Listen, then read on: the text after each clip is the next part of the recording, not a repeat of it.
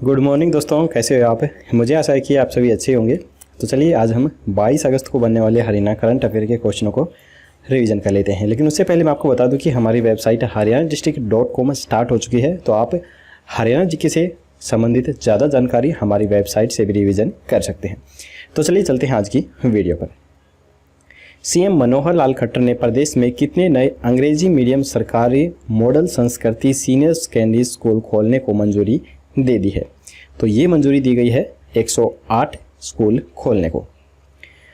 तो ये एक मीटिंग के अंदर फैसला लिया गया है, आप फोटो में भी देख सकते हैं। इसके साथ साथ 1000 सरकारी मॉडल संस्कृति प्राथमिक विद्यालयों जो कि बैग फ्री स्कूल होते हैं, इनकी भी स्थापना के लिए मंजूरी दी गई है। इन स्कूलों में प्रवेश की प्रक्रिया पहले आओ पहले पाओ के आधार पर की जाएगी। वर्तमान में राज्य में 23 सरकारी मॉडल संस्कृति सीनियर सेकेंडरी स्कूल हैं और 418 बैग फ्री स्कूल चल रहे हैं। इन स्कूलों में फिजिक्स, बायोलॉजी, मैथ, कंप्यूटर और केमिस्ट्री की लैब बनाई जाएंगी। इनके अलावा swimming pool, skating ring, basketball व डिजिटल कंप्यूटर लाइब्रेरी भी बनाई जाएगी। आधुनिक गार्डन भी इन स्कूलों के अंदर बनाए जाएंगे, यानी कि आधुनिक जो सभी सुव्यवस्थाएं हैं उनसे ये स्कूल तैयार किए जाएंगे। इन विद्यालयों में स्मोक डिटेक्टर, अग्निशमन उपकरण, सीसीटीवी कैमरे, सौर ऊर्जा पैनल और भू निर्माण जैसी बुनियादी सुविधाएं भी यहाँ पर उपलब्ध करवाई जाएंगी। इनके अलावा डिजिटली कक्षा, projector, interactive white board, LCD, digital podium, cloud आधारित ई-लर्निंग पहल, वाईफाई और बायोमेट्रिक्स अटेंडेंस सिस्टम भी यहाँ पर लगाया जाएगा। नए प्राइमरी मॉडल संस्कृति स्कूल पूरी तरह से बैग फ्री होंगे। इसके बाद है विद्यार्थियों के लिए यहाँ लॉकर सुविधा भी उपलब्ध करवाई जाएगी। कॉपी किताब आदि यहीं पर मिलेंगी और इनको घर पर ले जाने की ज़रूरत नहीं रहेगी। इनकी संख्या हर जिले में 40 से 50 होगी। इन स्कूलों में स्मार्ट टीवी व विश्व स्तर के क्लासरूम भवन भी बनाए जाएंगे। स्कूल में बिजली से चलने वाले सभी उपकरण सोलर पैनल से ही चलाए जाएंगे। इन स्कूलों में 1 सितंबर 2020 से दाखिले शुरू हो जाएंगे, जबकि जो कक्षाएं हैं वह 2021 से लगनी शुरू होंगी। इन स्कूलों में अंग्रेजी मीडियम अध्यापक ही लगाए जाएंगे। तो चलिए अब हम देख लेते हैं क्वेश्चन नंबर 2। राष्ट्रीय स्तर पर उत्तर भारत के स्वच्छ सर्वेक्षण 2020 में प्रदेश का कौन सा जिला प्रथम स्थान पर रहा है? तो ये रहा है करनाल जिला। राष्ट्रीय स्तर पर 1 से 10 लाख की आबादी वाले शहरों के स्वच्छ सर्वेक्षण 2020 में करनाल को उत्तर भारत में प्रथम स्थान मिला है। यहाँ पर हम उत्तर भारत की बात कर रहे हैं। उत्तर भारत के अंदर स्वच्छ सर्वेक्षण 2020 में करनाल को पहला स्थान मिला है। अगर बात की जाए स्वच्छ सर्वेक्षण 2020 में संपूर्ण भारत की, तो करनाल को 17वां रैंक मिला है। देश भर में करनाल ने टॉप 20 में अपना स्थान बनाया है। पिछले साल करनाल में इस रैंक में 24वां स्थान प्राप्त किया था। डीसी एवं निगम कमिश्नर निशांत कुमार यादव ने बताया है कि करनाल सहित प्रदेश के 4 शहर टॉप 100 की लिस्ट में शामिल हुए हैं। तो इस लिस्ट में कौन सा शहर कौन सा रैंक लेकर किस स्थान पर रहा है वो भी मैं आपको बता देता हूँ। तो करनाल इसमें 17वां स्थान लेकर प्रथम स्थान पर रहा है। ये प्रथम स्थान है प्रदेश के अनुसार। और रोहतक 35वां रैंक लेकर दूसरे स्थान पर रहा है। और पंचकुला 56वां रैंक लेकर तीसरे स्थान पर रहा है। और गुरुग्राम 62वां रैंक लेकर चौथे स्थान पर रहा है। करनाल ने स्वच्छ सर्वेक्षण 2020 के कुल 6000 अंकों में से 4655.07 अंक लेकर 77.58% का स्कोर किया है। करनाल को कचरा मुक्त शहर के परिणाम में 3 स्टार रेटिंग भी मिली है। यह उपलब्धि हासिल करने वाला करनाल हरियाणा का अकेला शहर है। करनाल को ODF प्लस का तमगा भी मिल चुका है। तो चलिए इसके बाद है क्वेश्चन नंबर 3। प्रदेश सरकार ने नई राष्ट्रीय शिक्षा नीति 2020 के तहत एनरोलमेंट्स कितने प्रतिशत बढ़ाने का लक्ष्य निर्धारित किया है? तो ये निर्धारित किया गया है 50% बढ़ाने का।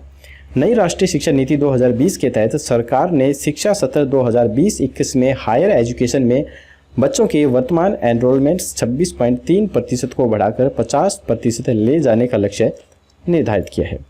इसके लिए शिक्षा विभाग ने 10वीं में उत्तीर्ण करने वाले हर विद्यार्थी का 11वीं में दाखिला सुनिश्चित करना तुरंत प्रभाव से शुरू कर दिया है। इसके बाद है, हाल ही में किस उद्देश्य से हरियाणा में किसानों ने डिजिटली भुगतान करवाने का निर्णय लिया है? तो ये लिया है कोरोना से बचाव के लिए, काला बाजारी को रोकने के लिए और उर्वरक को अधिक दाम पर बेचने पर रोक लगाने के लिए। अब प्रदेश के किसानों को उर्वरक खरीदते समय डिजिटली भुगतान ही करना होगा। इसके लिए किसानों को उर्वरक केंद्र संचालक और कृषि विभाग मिलकर प्रशिक्षण देगा। कृषि रक्षा अधिकारी डॉक्टर गगन जोशी व डॉक्टर अनुराग सांगवान ने बताया है कि किसानों को खाद खरीदने के लिए जेब में पैसे रखने की आवश्यकता नहीं होगी, बस हाथ में स्मार्टफोन होना चाहिए और उसमें डिजिटली भुगतान से संबंधित ऐप डाउनलोड होना चाहिए। इसके अलावा आधार कार्ड भी यहाँ पर अनिवार्य होगा। इसके बाद है, हाल ही में हरियाणा के सहकारिता मंत्री डॉक्टर बनवारी लाल ने किस शहर की सहकारी चीनी मिलों में सीईओ को नियुक्त करने की घोषणा की है? तो ये की है पलवल, असंध और महम में। तो यहाँ पर आप देख सकते हैं, ये हैं सहकारिता मंत्री डॉक्टर बनवारी लाल। हरियाणा के सहकारिता मंत्री डॉक्टर बनवारी लाल ने कहा है कि राज्य की सहकारी चीनी मिलों को घाटे से उबारने के लिए सहकारी चीनी मिलों में चीनी मिल के क्षेत्र के अनुभवी व्यक्तियों को लगाया जाएगा। प्रथम चरण में HCS अधिकारियों के स्थान पर पलवल, आसंद और महम की सहकारी चीनी मिलों में मुख्य कार्यकारी अधिकारियों को नियुक्त किया जाएगा। तो चलिए हम इनके बारे में बात कर लेते हैं। ये बावल विधानसभा से चुनकर आए हैं और ये जो मंत्री बनाए गए हैं कॉरपोरेशन के मंत्री हैं और welfare of SCS and BCS इनके ये मंत्री बनाए गए हैं।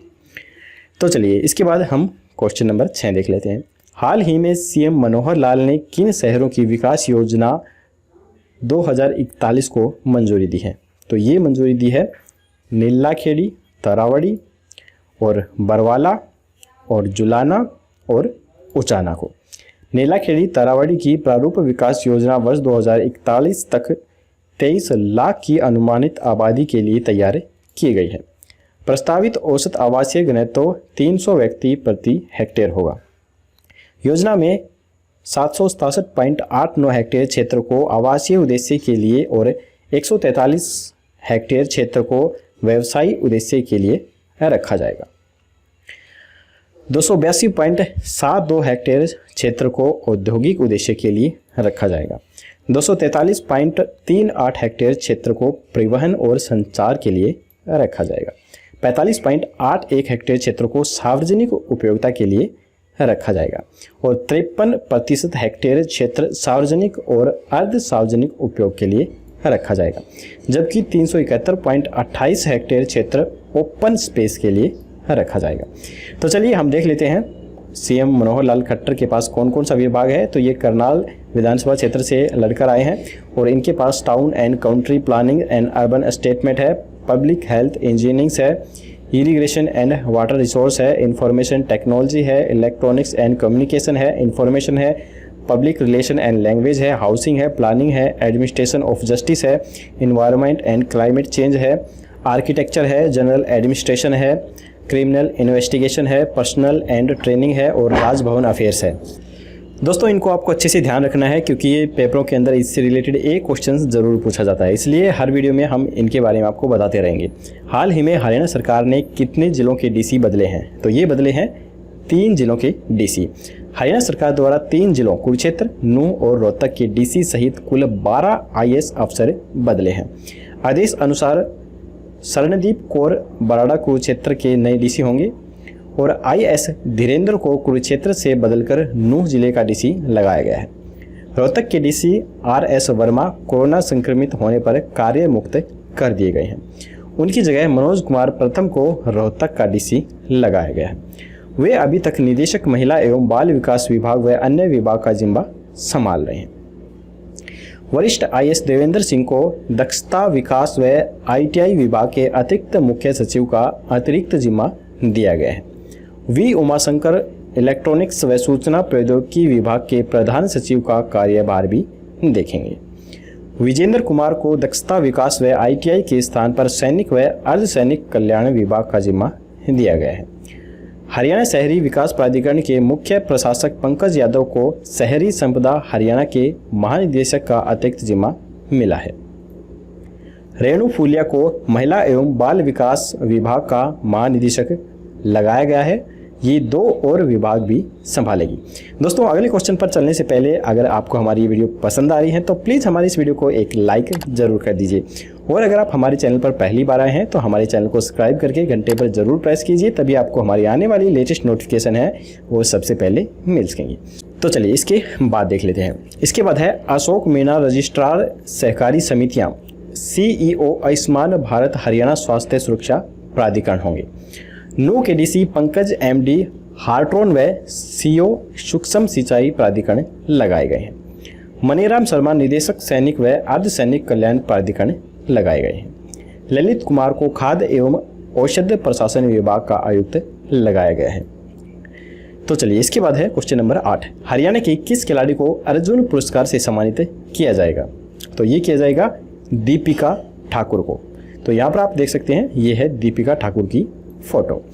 भारतीय महिला हॉकी टीम की खिलाड़ी दीपिका ठाकुर का नाम देश के 29 खिलाड़ियों में शामिल है जिन्हें अर्जुन पुरस्कार से नवाजा जाएगा। इनके नाम की सिफारिश खेल मंत्रालय की पुरस्कार चयन समिति ने इस साल के अर्जुन पुरस्कार के लिए की है। यमुनानगर में जन्मी इस बेटी की करनाल के विक्रतम दहिया के साथ सन 2017 में शादी हुई थी। हॉकी खिलाड़ी Deepika rail coach factory Kapurthala में चीफ सुप्रिटेंडेंट के पद पर 2007 से कार्यरत हैं। यमुनानगर में रही, पंजाब में नौकरी और करनाल में ससुराल, सब एक साथ इन्होंने संभाला है। तो चलिए हम देख लेते हैं दीपिका की उपलब्धियां कौन कौन सी हैं। इन्होंने हॉकी 2003 में खेलना शुरू किया। ये अब तक 200 मैच खेल चुकी हैं। दीपिका ने 2003 में अपने अंतर्राष्ट्रीय करियर की शुरुआत की थी और इसके बाद से ही वह नियमित तौर पर वरिष्ठ महिला हॉकी टीम की सदस्य रही।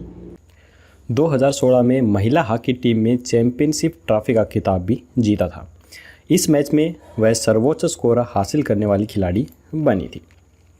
इसके बाद इसी साल अप्रैल में भारतीय महिला हॉकी टीम की मिडफील्डर दीपिका ने अंतर्राष्ट्रीय स्तर पर अपने 200 मैच पूरे कर लिए हैं।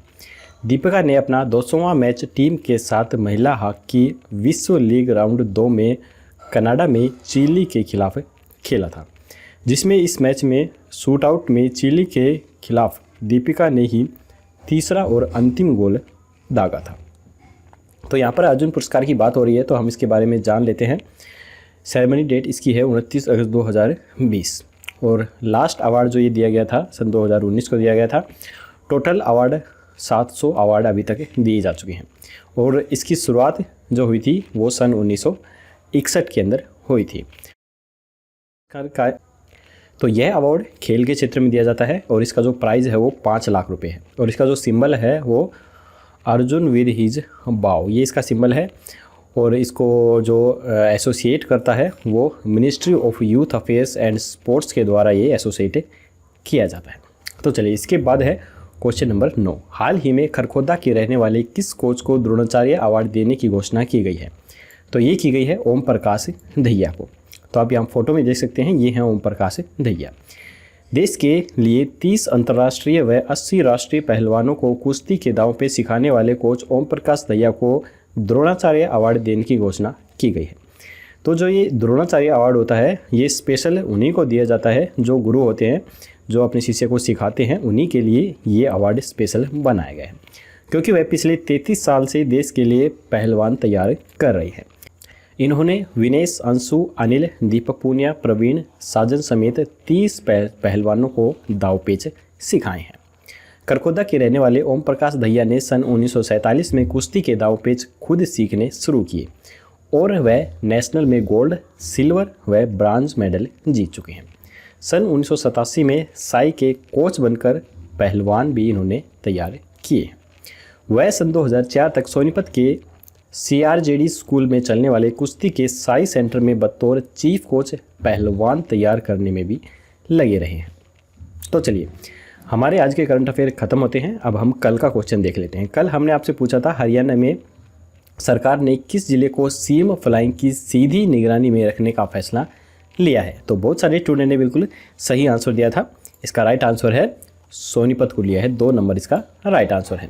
सरकारी कार्यालयों में भ्रष्टाचार व रिश्वतखोरी पर पूरी तरह से अंकुश लगाने और योजनाबद्ध तरीके से किए जाने वाले क्राइम पर कंट्रोल करने के लिए सरकार ने यह कदम उठाया है।